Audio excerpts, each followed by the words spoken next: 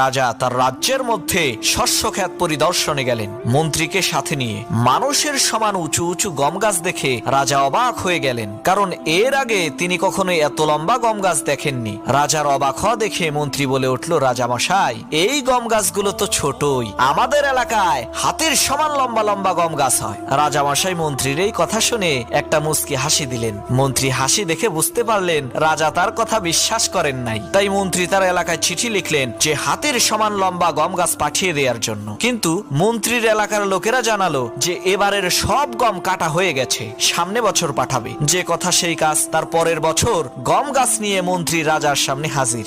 রাজা বলল, এগুলো কি? মন্ত্রী বলল, রাজামশাই, 1 বছর আগে যে আপনাকে বলেছিলাম আমাদের এলাকায় হাতির সমান লম্বা গম গাছ আছে, আপনি কথাটি বিশ্বাস করেন নাই, তাই প্রমাণ নিয়ে এসেছি। রাজা বলল, মন্ত্রী, তুমি কেমন কথা বললে যার প্রমাণ দিতে 1 বছর লাগলো?